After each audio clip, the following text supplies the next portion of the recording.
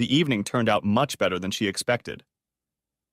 Eva Terry and her date had hosted an exquisite dinner in South Beach, Miami. And it wasn't so much the dinner as the company she shared. Braxton Peregrine admired Eva. She was a middle-aged woman who ran the family perfume business where he worked. Braxton, in his 24th year, had just joined the firm as an entry-level accountant. This year, Eva singled out Braxton from the herd of new hires, as she often did when she was looking for a new partner to play with. She was tired of her husband, even though they had only been married for a little over 2 years. He was the CFO of the family business, boring but, in Eve's opinion, stable. He was good for a little fun every few weeks, but in Eva's opinion, nothing more than maintenance. Eva's husband Martin was tall, 5'2", and trim. He was in good physical shape thanks to his daily swimming, but in Eva's opinion, he had never been anything more than a numbers counter. She never criticized his good looks and was even proud to be his wife in private with their friends and significant others.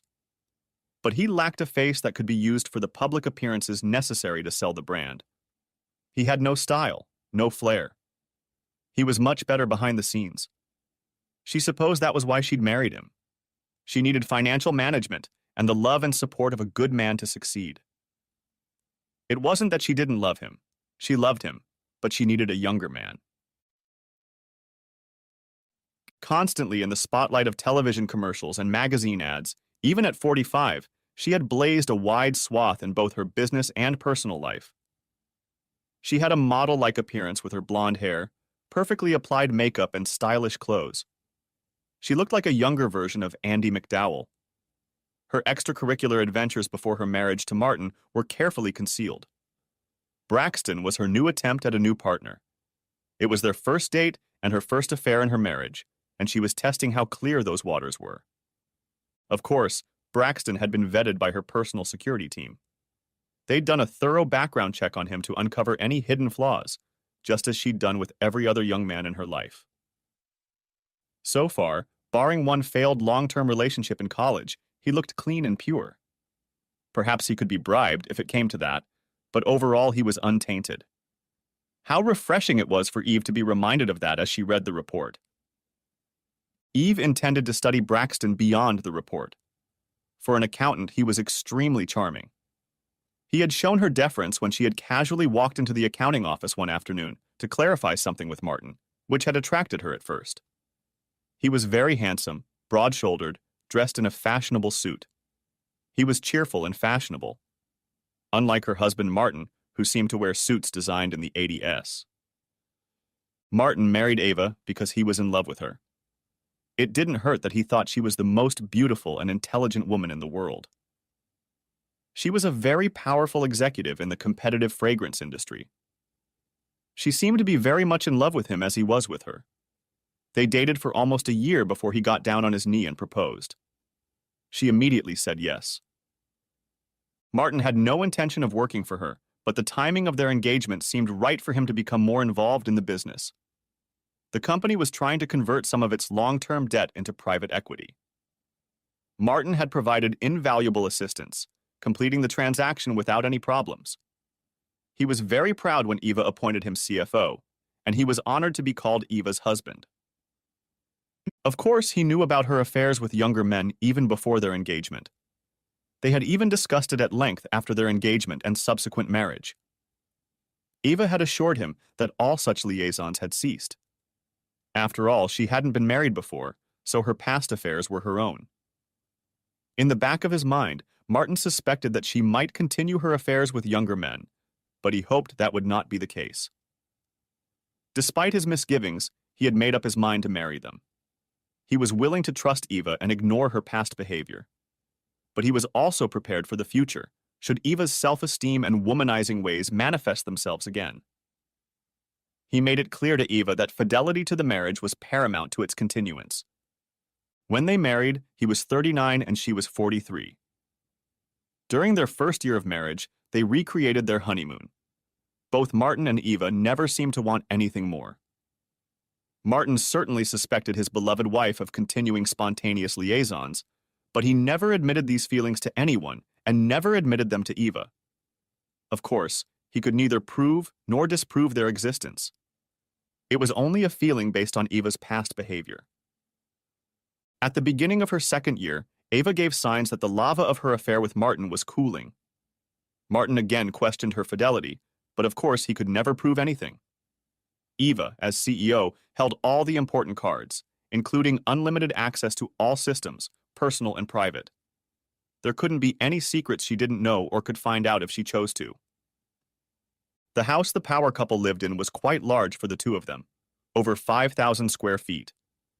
If it were up to Martin, they'd put the money they spent on the house, cleaning and upkeep into a 401k or other deferred investments. He would have been happy in a condo. As a couple, he had no need for such grand surroundings, with a cook, maid, and butler.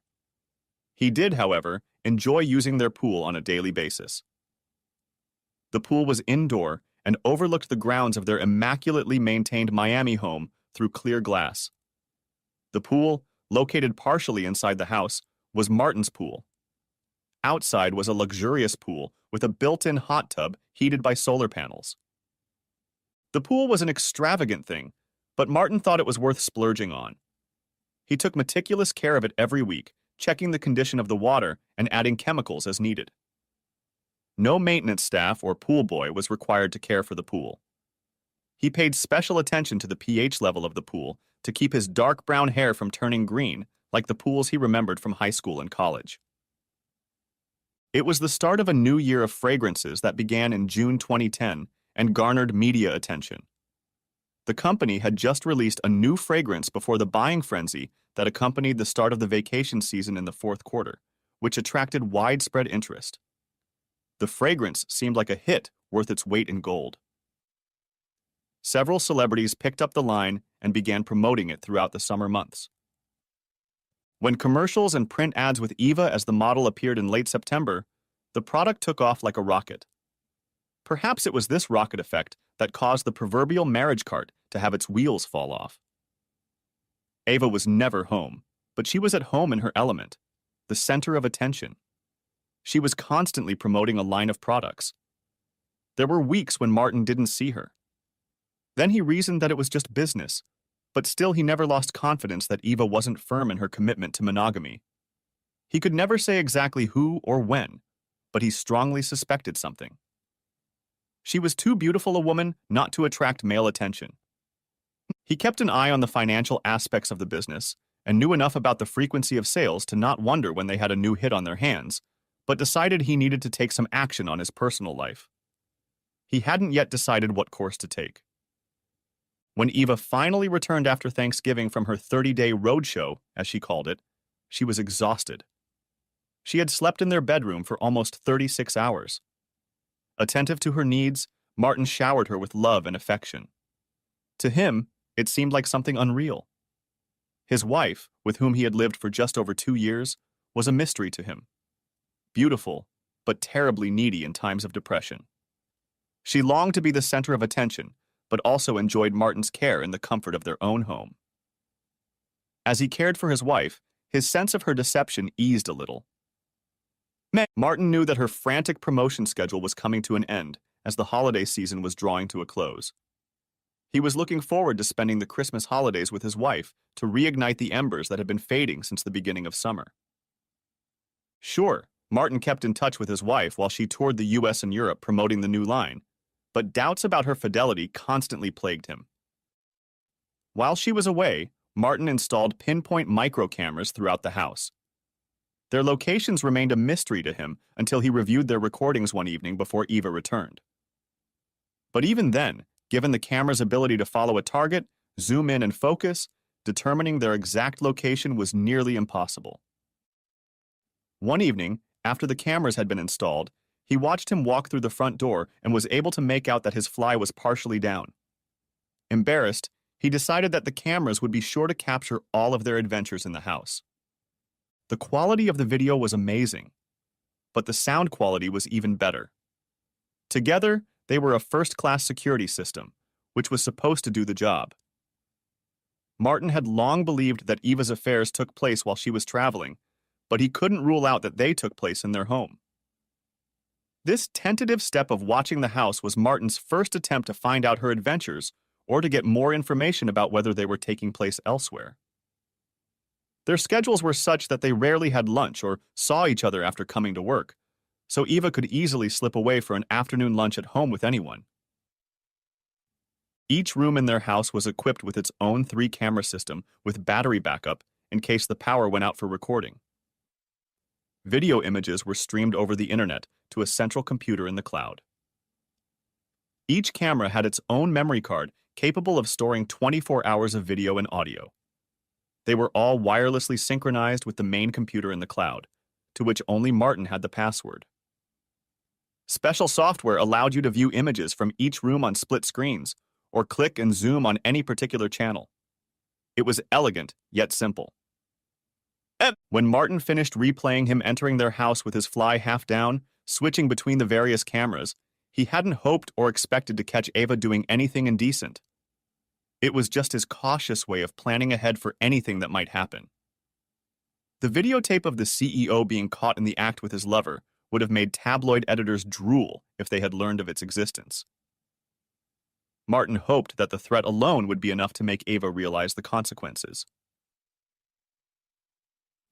After the holidays, when Eva was absent from dinner several times, Martin began to feel anxious again. He was glad for the cameras. They welcomed Christmas with lots of presents and a love life as if they were back on their honeymoon.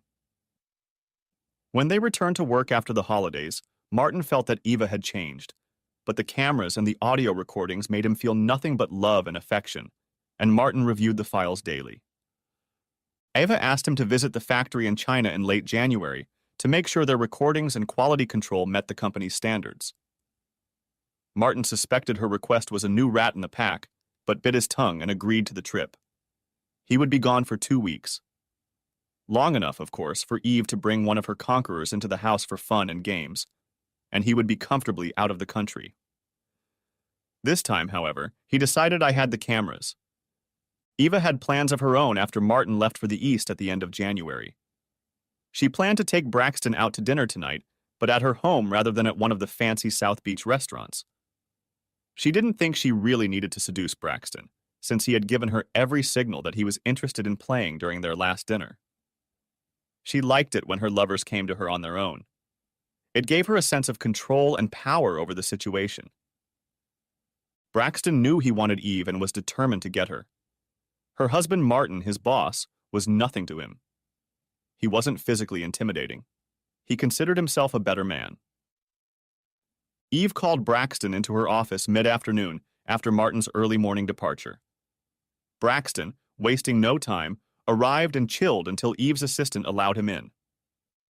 Eve liked her men to be prompt and run her errands at her convenience. Braxton, thank you for your promptness. I'll get right to the point. Would you join me tonight for dinner at my home? I'd like to get the sales figures for our new flavor for the last quarter. Please come by 7 o'clock and bring the sales charts. You're welcome. And yes, I'll be sure to bring all the sales figures. From what I've seen, you've done a great job with the promotion. Great job, Mrs. Terry.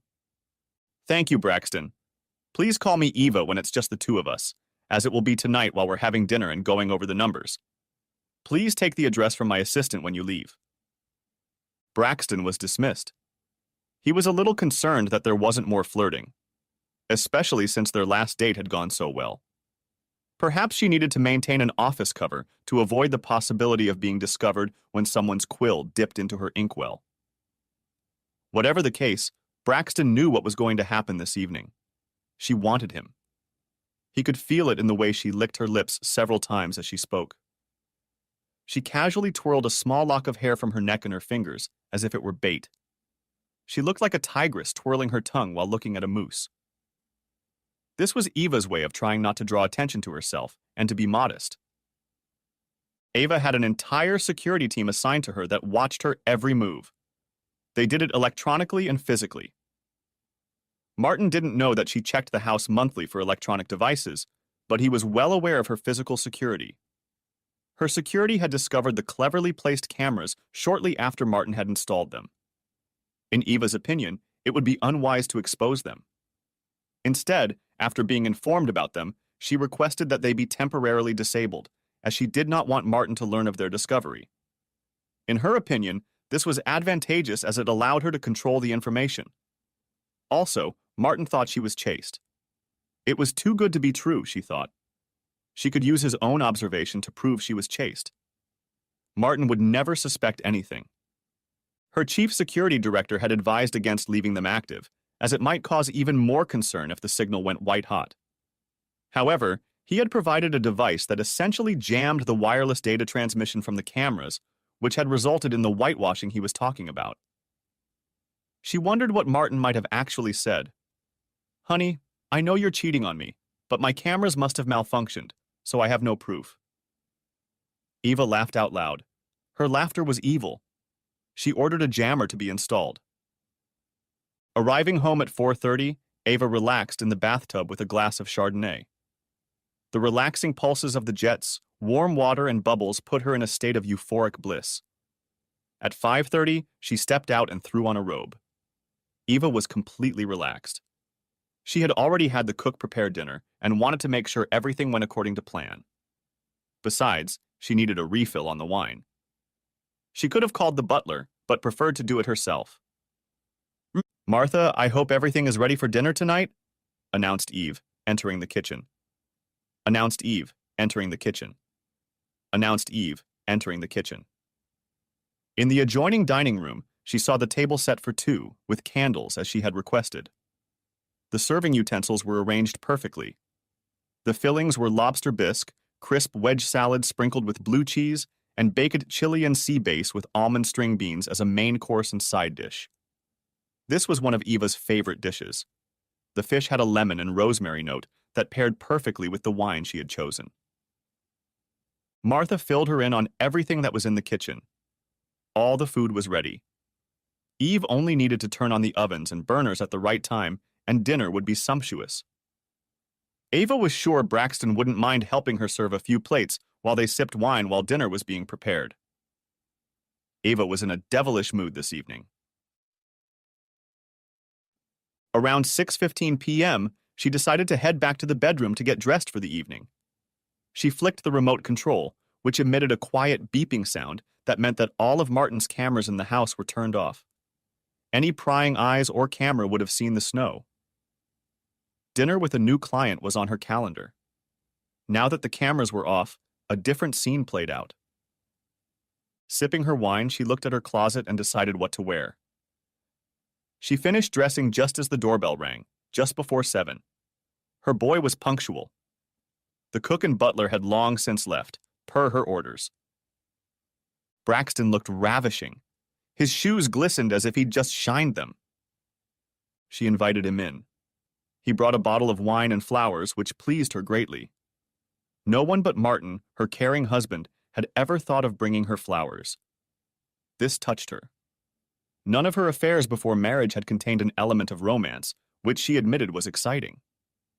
She offered him a drink, which he graciously declined in favor of sparkling water.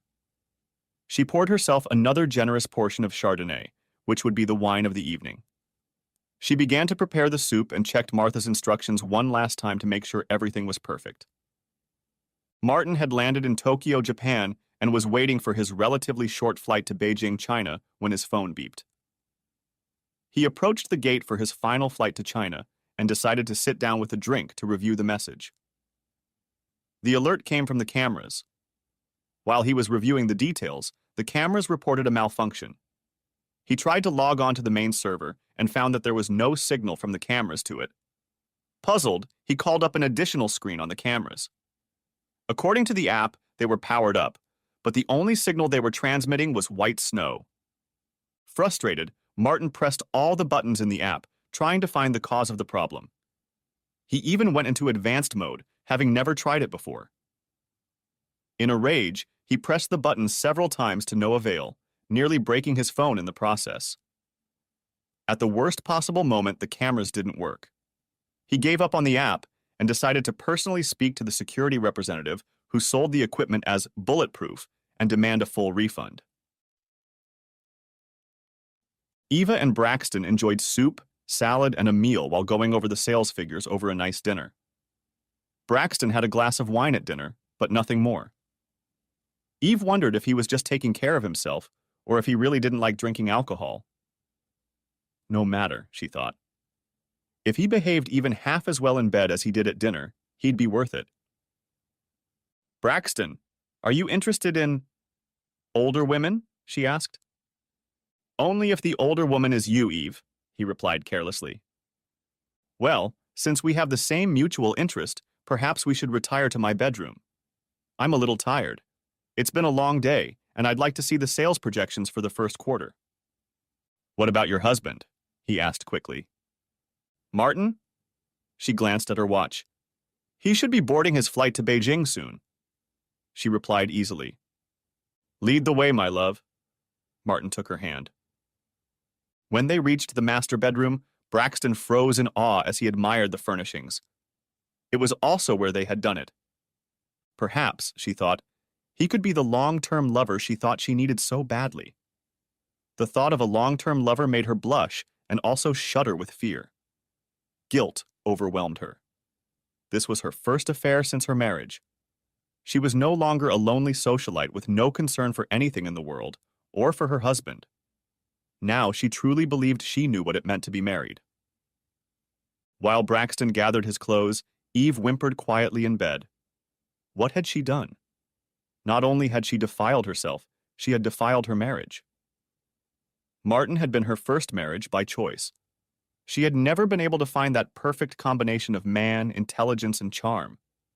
At least with Martin, she had found a man and brains. There wasn't much charm in him, but perhaps, she thought, she could work on his charm. Maybe he wasn't so bad after all. He had 2 out of 3. And he really did love her, she thought. Who else would put up with that hell bitch after she'd come home from her month-long promotion? Who else would have helped her so much at the office and nursed her back to health after that long drive? Braxton took her hint. He said nothing as he left her bedroom. She saw his satisfied grin and smile as he closed the door. She knew he'd be back. He knew he'd be back too. He left his socks under the bed, wondering if the housekeeper would find them and throw them in the wash with her husband's laundry. Martin was just getting off the plane in China. He was still very excited that his expensive cameras had failed to do their job. He wondered what was going on back home. He considered calling Ava, but discarded the idea. It was past midnight in Miami. What could he possibly find out from her? Nothing. Unless she said, I had a great night and had fun with a young stud. He doubted she would come across as transparent or stupid. On the way to the hotel, Martin was sure that Eva, or rather her security team, had discovered the cameras. Somehow they had been disabled. But for what purpose? He could only suppose one possibility, and the thought made him shudder. If Eve was cheating on him, it would mean the end of the partnership he had carefully considered with her. Trust, honesty, and loyalty were the qualities he felt were most important in any relationship. His conversation with Ava before the wedding made these qualities abundantly clear. Without absolute proof, however, Martin was left with only doubts and suspicions. Next time, there would be no doubts. Martin's visit to China was uneventful and anticlimactic. He checked the numbers, the assembly line, and watched the quality control inspectors. He knew the numbers were accurate. He mimicked the flavors and the assembly line well, nodding when they talked to him and asking a couple of questions he'd adopted from Ava to make sure they weren't fooling him. But his Chinese hosts knew that Martin had no idea how fragrances were made. He left 2 weeks later. Only Eva knew of his arrival. He suspected that she would not be there to greet him on arrival, so he was very surprised to see her. As he was going through customs and heading to baggage claim, he noticed her running towards him in a very beautiful red dress that he had not seen before. She was dressed as if she had come from a publicity tour, pearls, scarf, and incredibly high heels. She greeted him enthusiastically. Marty, I'm so glad you're home. I've missed you so much. She wrapped her arms around his neck and pressed her whole body against him, engulfing his lips in a deep kiss. Martin, for his part, was shocked but happy to be home. He had reciprocated her passion in the same way. Now he wondered if it was guilt on her part. He pulled away, breathing heavily. "I've missed you too." "To what do I owe this ardent greeting?" he asked inquisitively. "I just missed you." "Can't a wife miss her husband?" she said, pouting. "Of course. And I missed you too. Have you eaten?" "Let's go home. Martha made dinner. I just want you to be alone tonight." Eva's eyes gave her away treacherously as she spoke. Martin could clearly see the guilt dancing in them. The cameras may have failed him, but her eyes spoke the truth. "Sounds great. What's for dessert?" he asked, raising his eyebrows. Eva smiled. "Me." Next chapter. Eva and Martin spent the rest of the weekend in bed, eating and so on. It was like a honeymoon. Monday came and both couples prepared for another day of work.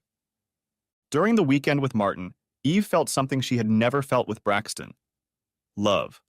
She felt wanted, safe and secure. Their union throughout the weekend only confirmed the depth of devotion and care Martin felt for her. It also made clear how Braxton had used her like a cheap rented mule the previous weekend. Perhaps it was this duplicity that pointed out her flaws. She quickly brushed the thought away, not wanting to spoil her mood from a terrific weekend with her husband. Martin drove to work in his Ferrari. Eva hated that car. It was uncomfortable, noisy, and too fast for her tastes. Martin usually drove a Tesla, but decided he hadn't started the Ferrari while he was away for 2 weeks, and she needed to stretch it to let the fouling out of the cylinders. Eva called for transportation to get to work. She couldn't bear to ride in Martin's Ferrari. It's all for the best, she thought. She wanted to work on her email, which she had ignored over the weekend, while she showered Martin with love. Her plan seemed to work perfectly. She hadn't noticed anything from Martin that indicated he was suspicious about Braxton coming to the house several times and spending the night last weekend before Martin arrived. Martin was also glad that Eve had decided not to go with him. He was puzzled as to why the cameras suddenly turned on the day after he left. He was a stickler for detail, and today he had invited the security company he had contracted with to find out what had really happened. He called on his way to work. He had given the security firm a key for the initial setup, so there was no problem with access. All employees were off on Monday, so there would be no extra hassle. By late morning, he was told the cameras were working to specification. But the specialist said something unusual had been discovered when scanning the house today. Another electronic device with repeaters had been installed that wasn't there when originally installed.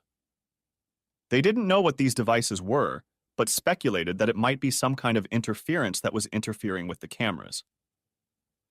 Martin immediately put 2 and 2 together and concluded that Eva's security team had detected the cameras and had somehow disabled them.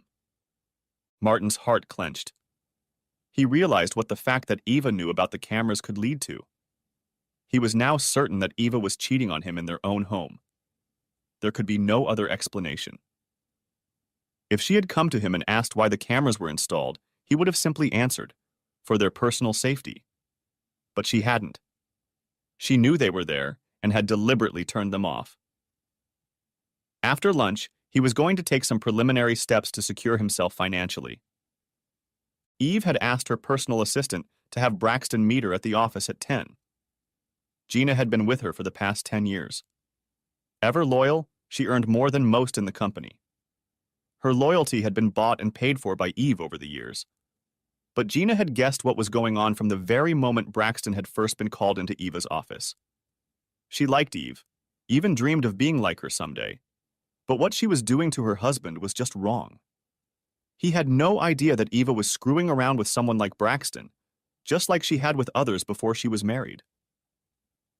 Gina hoped Martin wasn't completely out of the loop, but she knew the corporate games went on and wished she had a way to warn him about his wife's extracurricular activities. He was always cordial to her, never spoke down to her. In her opinion, he treated everyone that way in general. He was friendly, outgoing, and genuinely cared about people and company. She could see why Eva was partial to him. Martin was very trim, clean-shaven, with bright blue eyes.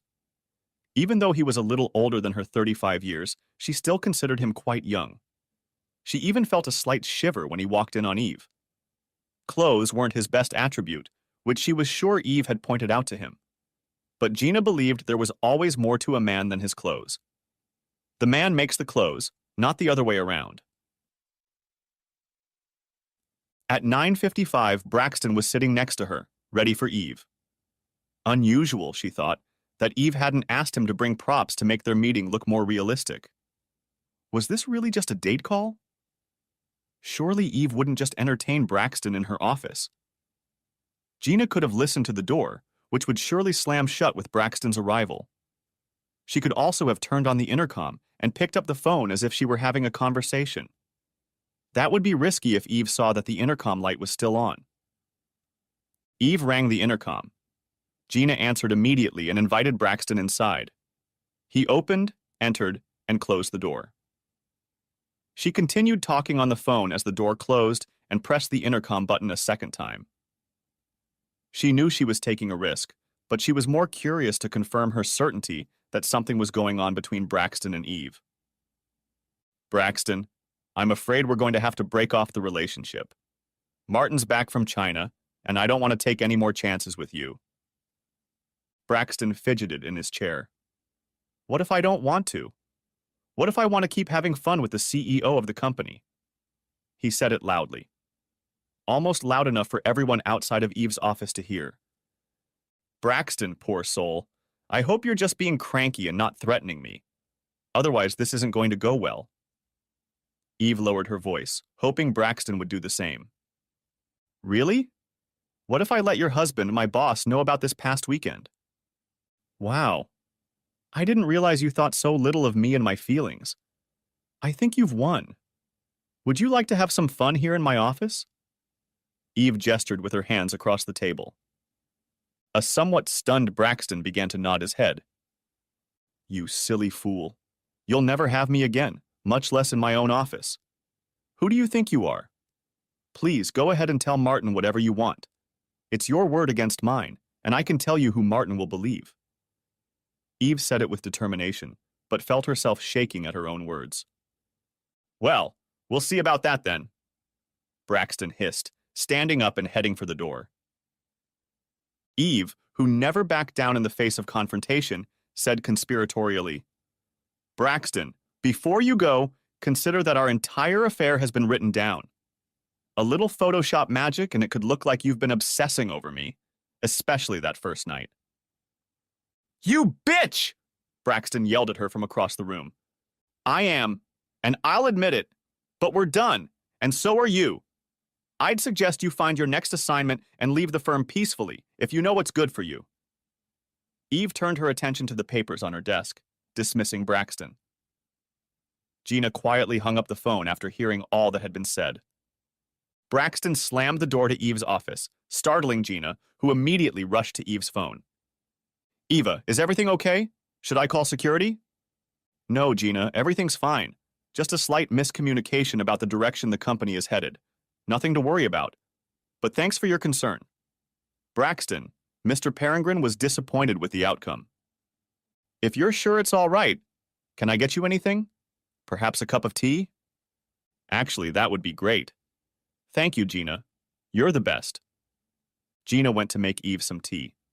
She confirmed everything she thought. She also knew that Braxton was past it. Should she violate Eve's trust and warn Martin? She was torn between loyalty to her boss and decency to her husband, and what the right thing to do was. Braxton tore out of here like he was sitting on spikes, Gina said, setting her tea on a coaster in Eve's office. Just a little misunderstanding, like I said. It's no big deal. It was unfortunate, but the time has come. I think Mr. Peregrine will probably be looking for work elsewhere. Wow. I didn't realize you knew all the details of what goes on even in the finance department, Eva. I'm impressed. But why didn't Martin handle it? Eva was starting to get a little annoyed at Gina and her questions. This was her company, and everyone worked for her. And while she didn't have to explain, in this situation it would be better to try to calm Gina down rather than blow her off. Sometimes when suggestions are made and not listened to, it's best to nip them in the bud right away, which is what I did. I saw the situation developing and decided to take action. Gina persisted. So Martin told him what to do and he didn't? Eve sipped her tea slowly. Gina, thank you for the tea. I need to go through some photo shoots. Please send Michelle over at 11 sharp if that's okay. Thank you. Gina withdrew as Eva usually did when the conversation ended. This did not please Gina. She walked gracefully out of Eva's office, but inside she was burning up. How dare that woman treat a good man like Martin like that? It wasn't fair. Back at her desk, Gina called Martin.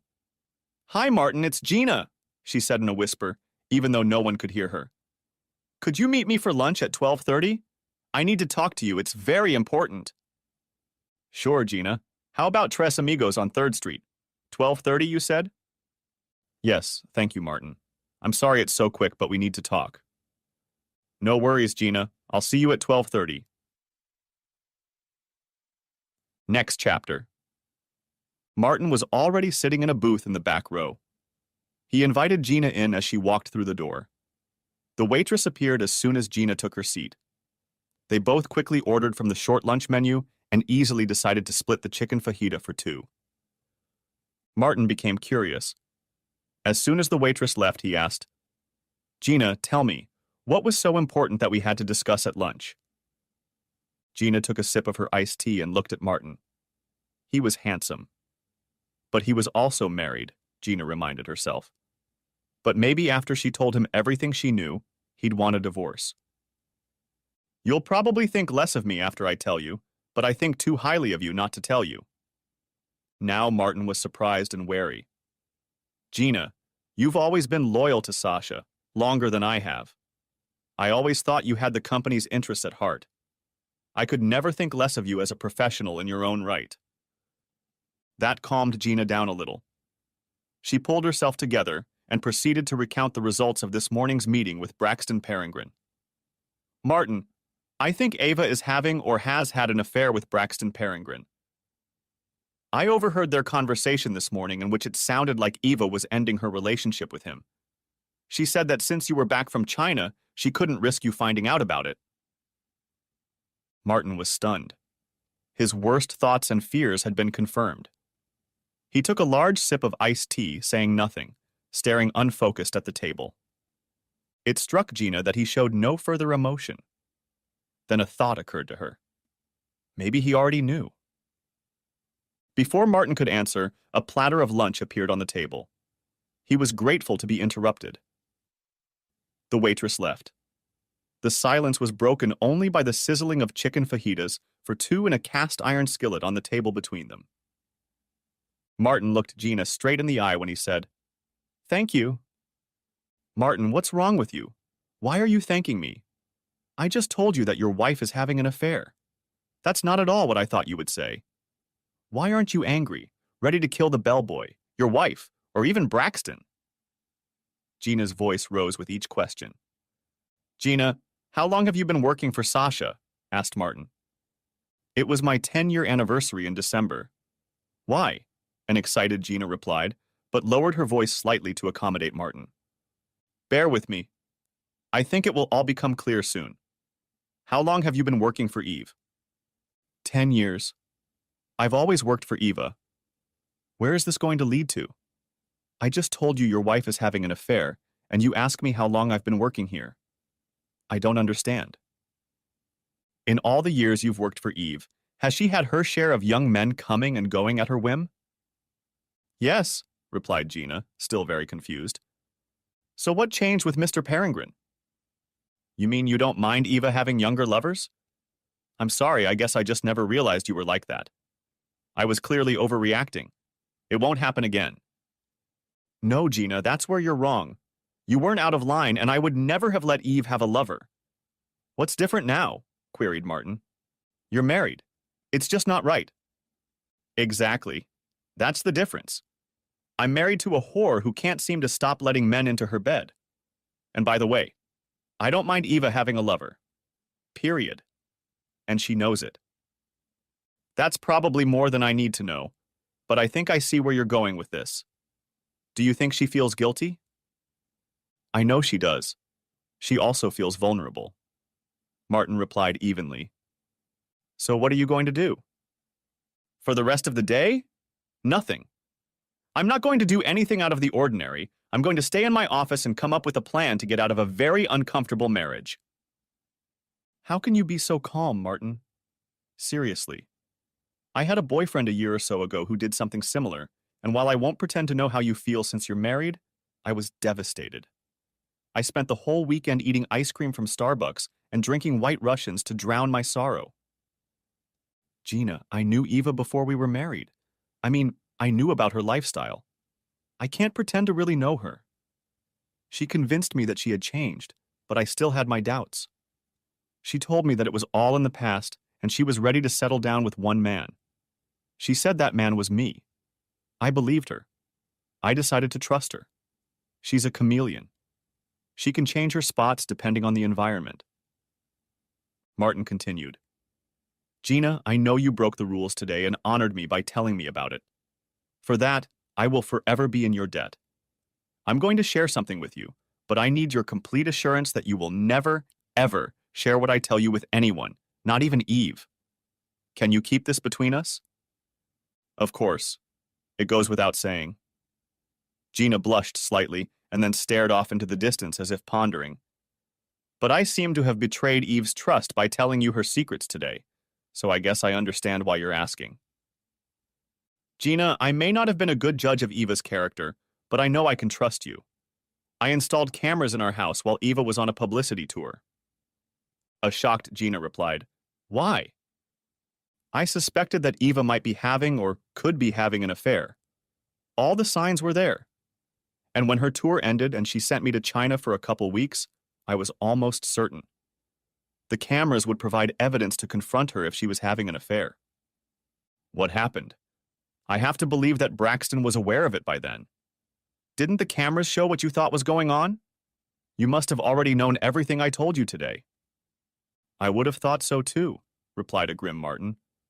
But somehow Eve must have detected the cameras and installed technology in the house to somehow disable the equipment when she wanted to conduct her business in private. So she knew the cameras existed, but blocked them from working on purpose? What a conniving bitch. I'm sorry, no offense. I had no idea. You think she actually recorded something? If you didn't see her, that's one thing, but maybe she actually channeled the feeds somewhere else instead of just blocking them? You know, you're brilliant, Gina. I never thought of that. It's very subtle, but there may be some truth in what she says. I don't understand all the technology behind it, but I suppose it's possible. I'm going to call my security company back and have them take a closer look at those boxes. I was so pissed when I found out she knew about the cameras and had installed the technology to block them. I didn't think of other possibilities. Thank you. Martin, I'm late, and I don't understand anything. I have to get back. But I think you've opened my eyes to something about Eve that I didn't even realize. I can't believe the depths to which she went to deceive you. I'm not the most righteous person in the world, but I can't stand to see Eve take advantage of a decent man like you. You are simply too good a person. I'll keep our conversation today with me to my grave. Gina got up and quickly left. Martin stayed, had another glass of iced tea, and paid the bill. He was in no hurry to get back to the office. Obviously, he had lost Eve to another of her young toys, even if she had broken off her relationship with him. She would always think she had the upper hand and could get away with it. She might take a break for a while so as not to arouse suspicion, but he was sure she would go back to the old Ava once things were back to normal. The fact that she had managed to keep her affair hidden from the cameras was proof of that. Back in the office, Martin listened to the voicemail. Eva informed him that Braxton Peregrine was no longer working at Sasha's, and he had to prepare a termination package with the help of human resources. No reasons were given. Martin would have to make one up, which, given the circumstances, would not be difficult. He entertained his wife. There must be a box to check on the form. Entertaining the boss's wife, he thought. At 5 o'clock, he called Braxton into his office. Braxton, it's come to my attention that you've been falsifying company expense reports. I'm afraid we have a zero-tolerance policy for employee theft.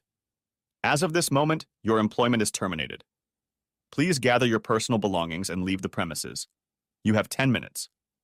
Security is outside and will make sure you only take your personal belongings. You stupid cuckold. You only do what your wife tells you to do, Braxton said. Excuse me? Martin replied without anger, simply questioning his last statement.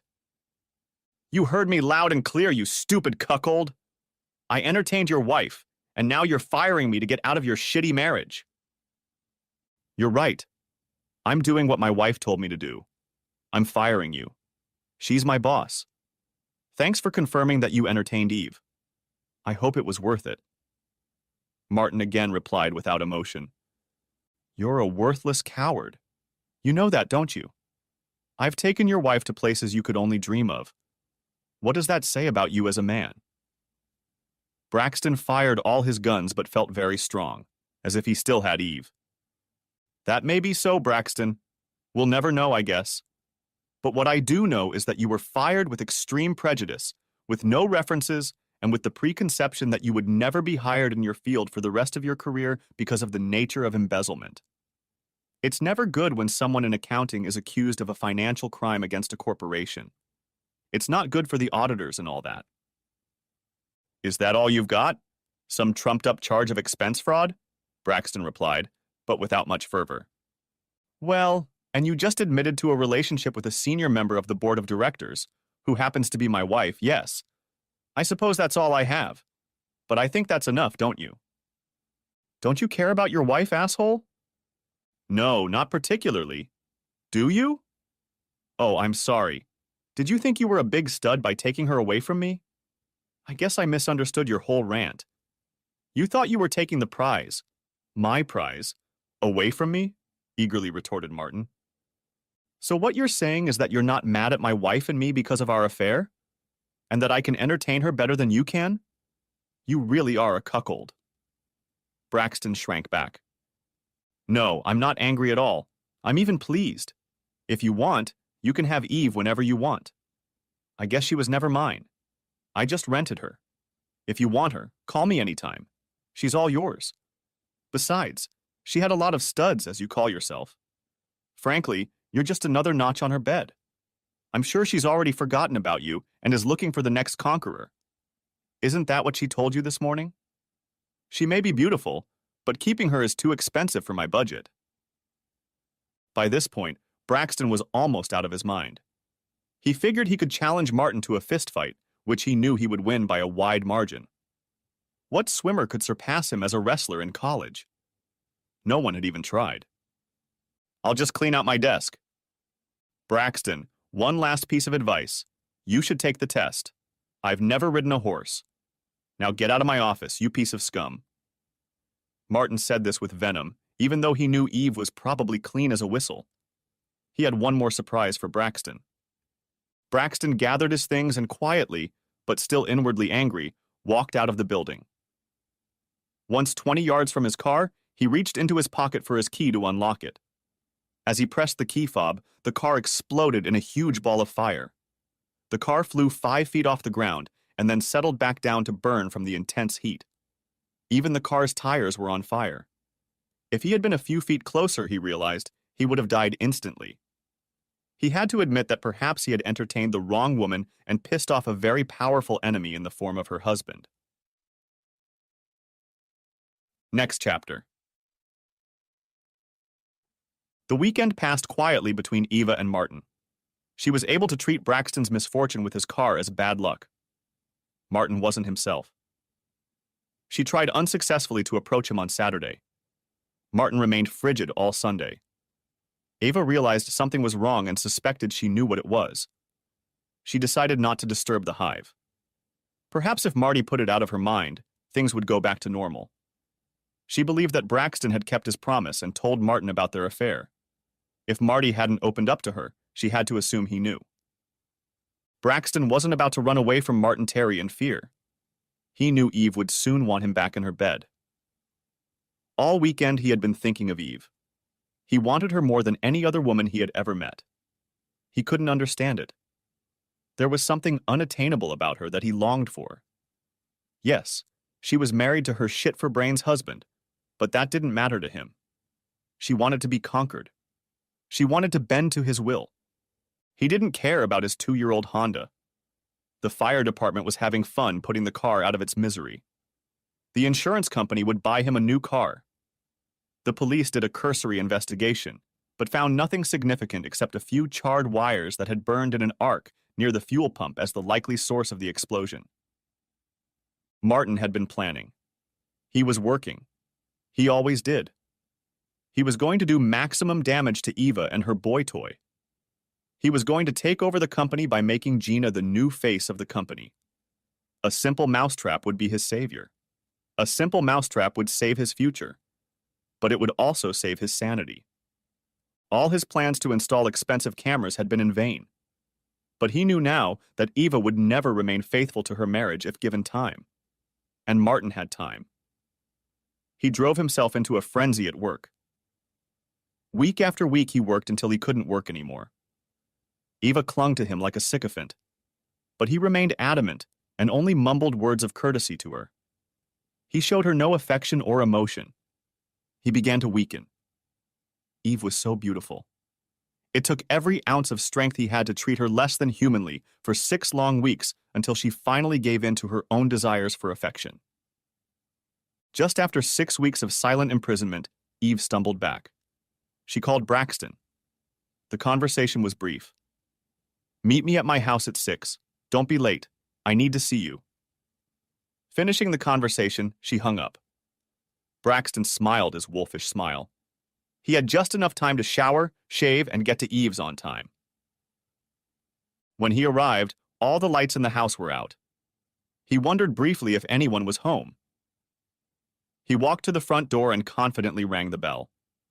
Eva answered only a moment later, flicking her key fob to lock the cameras, and quickly ushered him into the house, closing the door. "Martin is at a conference in Jacksonville right now. He won't be back until tomorrow." There was no explanation, no flirting, nothing. Braxton knew what call entertainment was. It was nothing more than that.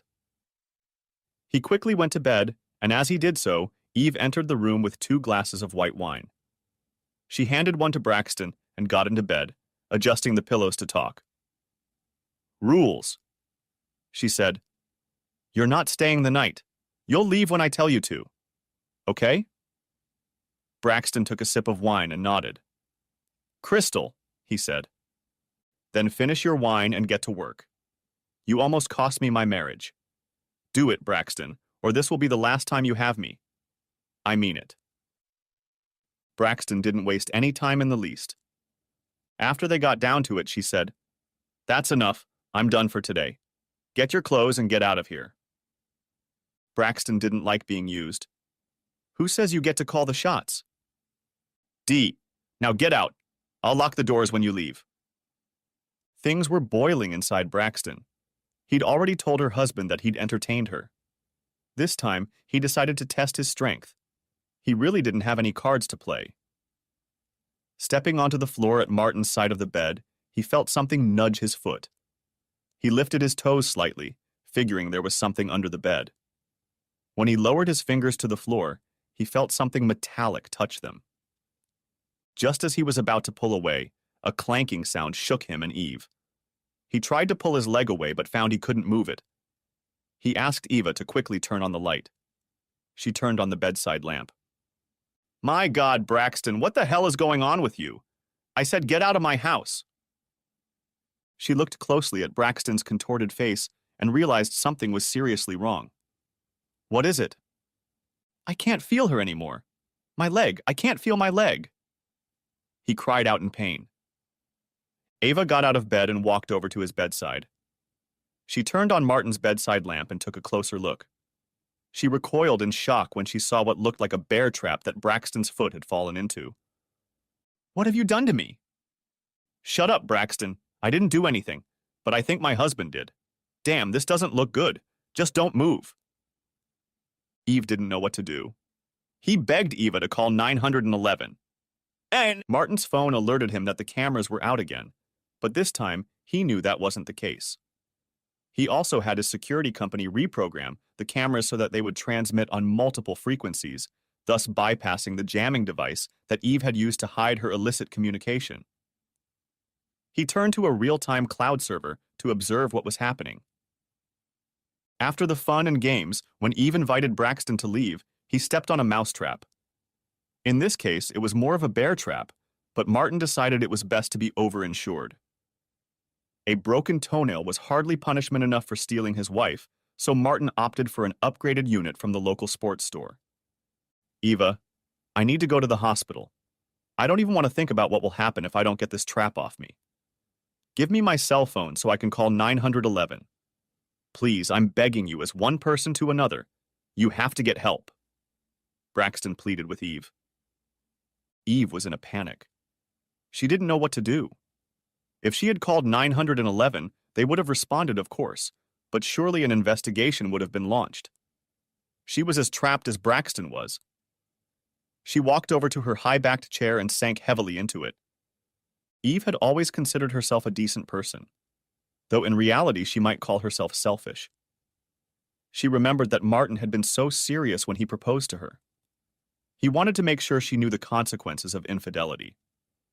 Trust, he'd said, is more important than almost every other quality in a person. Without it, there is no relationship. Those were his words. Martin would never trust her again, no matter the circumstances. They would never have a relationship again, no matter the outcome. Eva was practically comatose. She was no longer responding to Braxton for help. She sat in the chair and stared into space. She knew Martin had set a trap. She knew her marriage was over. And now, Martin had lured her lover into a life-threatening trap. He'd also trapped her. To save Braxton, she would have to expose herself. An affair would cost her the trust of Sachi's board of directors. It could lead to the collapse of her board. Martin continued to watch the video as he watched the human drama unfold. He knew his marriage was over.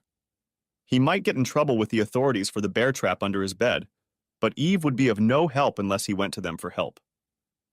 Braxton looked like he desperately needed her. He considered calling home, but decided to let Eve roast her own goose.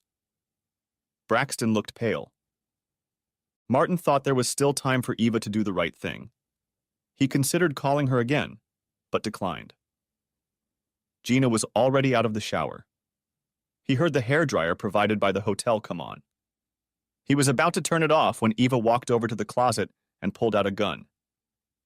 Martin knew she kept it for personal defense. Several times a year, she took it with her to the shooting range to practice. She was a pretty good shot. She took aim at Braxton. Perhaps, she thought, she was putting him out of his misery. At the last second, Braxton raised his head and looked into her cold, lifeless eyes, watching his life pass before him. She pulled the trigger, but the shot landed in Martin's pillow. Martin sat on the edge of the bed. He watched Braxton with horror. He did not seem to have been hit. A few moments passed and Gina entered the bedroom as Martin closed the lid of his iPad. "My love, remember when I said you were capable of controlling Sasha with your eyes closed?" "I remember. But I thought you were just flattering me. I was sure you didn't mean it, even though you tried to convince me otherwise." Gina replied coquettishly. But I really did mean it. And now I think you'll get your chance. It's just a matter of time. Can we get into something?" "Only if you promise you'll never do it with your whore wife again. I don't like sharing," she quickly replied. "Don't worry, my love. I've been faithful to you since we first bonded. Besides, I think she's going to be a little busy for the next 20, 30 years. Epilogue. The police were called after the gunshot was heard by Martin and Eva's neighbors. They arrived in full tactical gear, fearing a home invasion. They were all puzzled as to why they hadn't been alerted sooner, as the cameras were recorded and directly transmitted to the security company. If one of the doors had been broken into, it would have been immediately reported to the security company, who would have called the police. The scene they saw upon entering the house resembled something out of a horror movie. There was a woman in a bathrobe lying on the bed. In her right hand was a gun. Next to her was a man. The pillow on the left side of the bed showed a hole from a single gunshot. The police had no way of determining the severity of the injuries. They immediately called paramedics and firefighters, who began assessing the condition of the victims. After clearing every room in the house, they waited for the rest of the emergency personnel. Ava seemed to be perfectly fine, but was unable to speak. The police attempted to question her, but preferred that the paramedics take her to the hospital. The man, whose identity remained unknown, was eventually freed from the bear trap by firefighters. They used the jaws of life to open the trap and extract his leg. Ava recovered from all physical symptoms by the next morning. Her mental state stayed with her much longer. She was unable to speak. She was charged with possession of a deadly weapon, use of a deadly weapon to inflict bodily harm, and failure to render aid given that Braxton suffered life-threatening injuries. She was also charged with unlawfully discharging a firearm. She was found unfit to stand trial, and the judge sent her to a psychiatric hospital for treatment, where she remained for the rest of her life. Braxton survived. He kept saying that the bear trap was set by Eva's husband, but his words went unheeded. Eva was married. He should never have gotten into Eva's bed in the first place. The police decided that if he was stupid enough to entertain another man's wife, he would get what he deserved. Martin finally convinced the board of directors that Gina should take over as spokesperson and CEO. She was 10 years younger than Eva and had a brilliance that would soon be gone if Eva couldn't return to her duties. Gina was very familiar with how Eva ran the company. Being her personal assistant, she also knew all the people in the industry that Eva interacted with. The board of directors had agreed to Eva's absence, not wanting the company's stock to drop in value during this time. In addition, they wanted to distance themselves from Eva to avoid a scandal. Gina had proven that she was as beautiful as she was capable of running the company. Following the last fragrance, she released a new one. She always wanted to give a name to the fragrance and named it Secrecy. It too proved to be very popular. She promoted it the same way Ava had promoted her fragrance last year. But there was one key difference. Martin, as her husband, accompanied her on every mile of the 30,000-mile journey. The end. Thanks for watching. I hope you enjoyed it. So subscribe to my channel and watch the next video.